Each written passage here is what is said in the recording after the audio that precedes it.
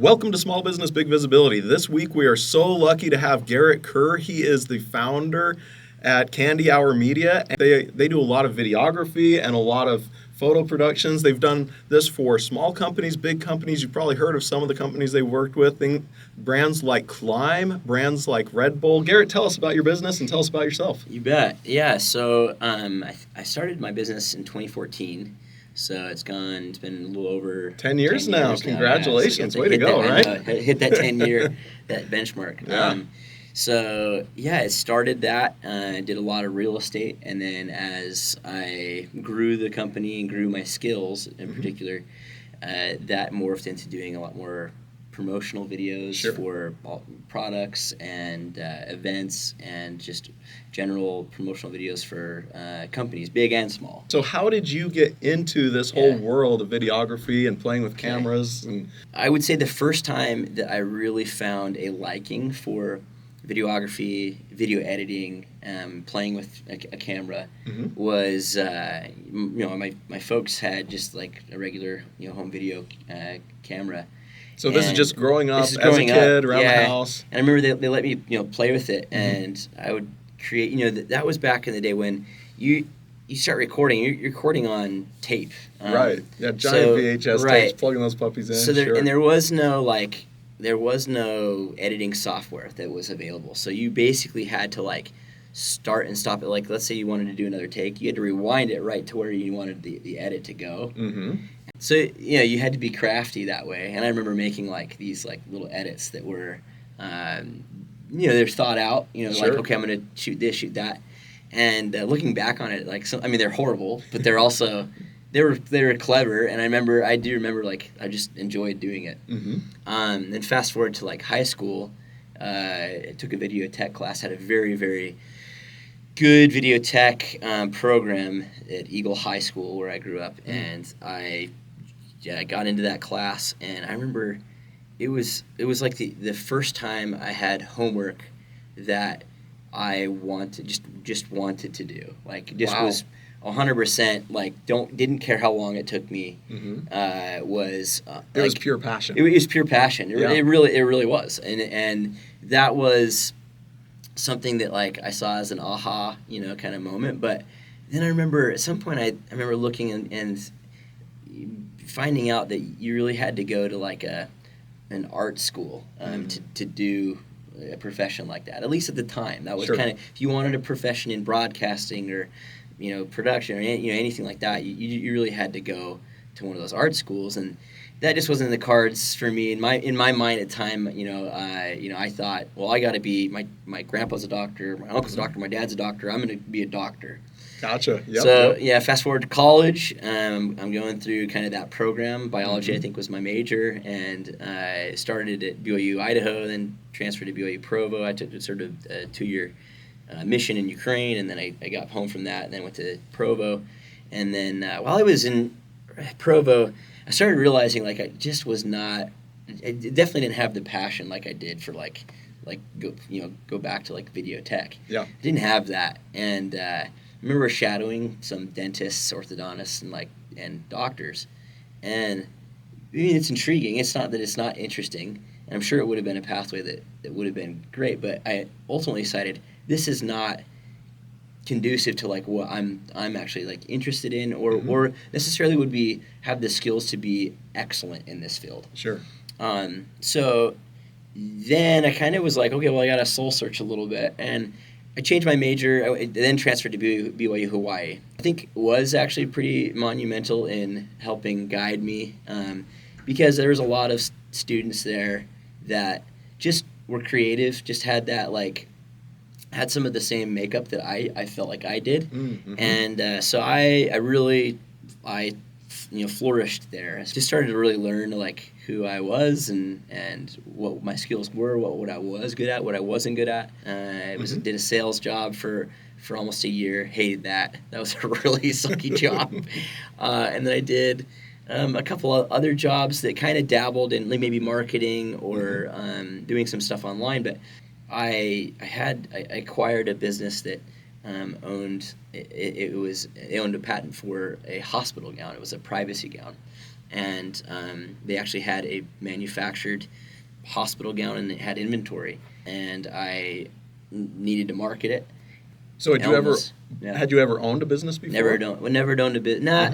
No, that's not true. Well, the only business I owned was just like a family business. It was a swim school, and that was in my college years. Oh, okay. I have to say, for a college job though, it was awesome, and I did learn so much of how to like own and manage a business just with that. So like you baby eased steps into the business world with with swimming lessons. Then the hospital gowns was really your first foray into I'm actually doing this and it really matters and my neck's on the line every day. Right. But it was great. It was like, and it did make money. And one of the things that, to help make better money is we created a website for it, and we needed to have marketing material and content for it. So instead of like hiring somebody out, I was like, well, I kind of know how to, work a camera and create something. Bought a nice DSLR camera. It was a Canon 60D. Was the first, and we created like a couple of promotional videos for the gown. They were definitely very, what's the word, novice, but they were great. I mean, but it reignited that passion. And it reignited that passion. It really did, and that was like one of the many steps that ultimately brought me to then like 2014, where I was like, I'm gonna make my own business and I'm gonna do this, and I'm gonna do this like full committed, and fast forward to today, I'm really glad that happened. So anyway, to sum it up, like that's kind of like the background and the history that got me to where I am today, and so I could go on. How'd you come up with the name? I knew that branding was important, and I wanted it to be something that, like, as it exited my mouth, I was just proud of it. Sure. And anyway, so one day I kind of had the aha moment, like I should call it Candy Hour Media, because Candy Hour was something that I coined when I was going to school in Hawaii, and it was the hour of either twilight of the beginning of the day or the end of the day of time that for kiteboarding and surfing and kind of those activities, it was my favorite time of the day. It would be low light, and you'd see this reflection of like cotton candy skies and almost syrupy, water, and truly like the most. I mean, I lived on Oahu, one of the most magnificent places in the world, and partially because Candy Hour, they call it within the world of photography, golden hour. Golden hour is essentially that same time period where basically when you're shooting things, the light is flat and it's just kind of the right time to really get stunning shots. Gotcha. So that's where it came from. Yeah. Very nice. So either behind a camera or on a surfboard, it's your favorite time of day. That's right. So that's how it came about. So how do you balance? Because you've got a family. How do you balance this idea of being a business owner, an entrepreneur? You're on trips sometimes doing work. How do you balance that family life with the work life? What do you do for that? That's a good question. I've mostly always prioritized like fun, and I know this is going against the grain because like I know it's like, I mean, that's got to make some people pretty mad to be like, who's this guy? He's how can he be successful if he's prioritizing fun, over everything else? But I mean, that's where my motivation is. I mean, I love the fact that my job is fun. That like working with a camera and sometimes getting to, record athletes, doing, sick like dirt bike jumps and tricks, and snowmobilers doing amazing things. All kinds of different things that I'm personally passionate about. These are hobbies that I'm passionate about. That's great, but it is a job, and it is something that is a means to like for me to generate money and to have a good lifestyle and to be able to like provide for my family and have fun.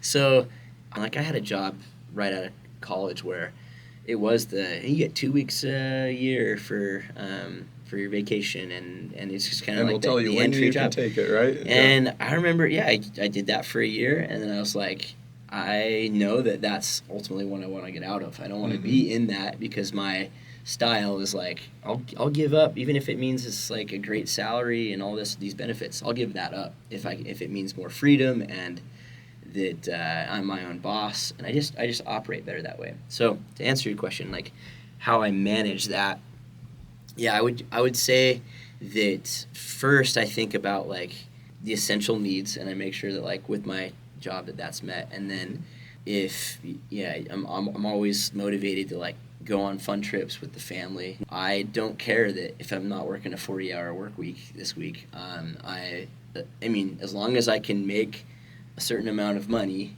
and progress the business, then I'm happy with that. As long as you're meeting your goals. As long as I'm meeting my goals, like, and my goals weren't so lofty, or like once those goals were met, it wasn't like I wouldn't reward myself with like time. And I think rewarding myself with time off and with fun made me more efficient when I needed to work. Right. And like, because if you can compress that from 8 hours down to 4, you're going to, because you are going to reward yourself. Oh yeah. Because you've earned it. So how do you measure success then? Because a lot of people, they chase success. Like bigger is better is the mentality, right? Yeah. Everybody's from Texas when it comes to business. Bigger is better. Right. And I think I hear you saying the opposite, that there's goals that you have, and that's where you want to be. For my goals, and what I think also I'm more capable of, and the industry, right? It's like I'm doing a pretty creative and artistic thing. Right. It's hard to replicate. It means you have to find people it's with not certain a factory skills. for sure. Yeah, it's not a factory. You can't. So in that regard, for me, my goals have been to have a company that makes enough money that I can have and enjoy the things that I want, take the time off that I want. Works well with my personality. And so the goals has not been to scale a ton. While I do have people that work with me, I don't have any employees. I don't have any employees. Everyone's a 1099.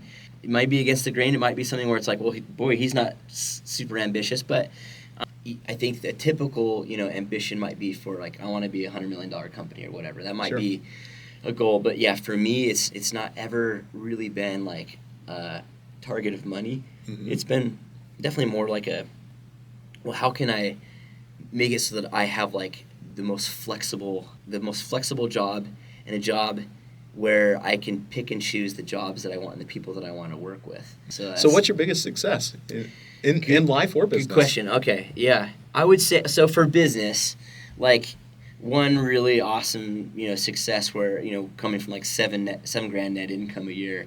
And then like I remember a couple years ago, I closed a contract that was like for almost $100,000 of work. And then getting a couple of those, where it was like these great contracts that were for a lot of work, good volume, and a good client that like just good, like reachable expectations and all that. So that for a business, that was like a benchmark for sure. And how I would say like some of my most successful like life things, in terms of like business and stuff, I think getting to a point where some of my life goals and like hobbies and stuff like that, where pursuing of that and reaching like goals there, and having a lifestyle that like and a job that allows me to acquire some of those goals and stuff. Like in the last year, I started to do jiu-jitsu.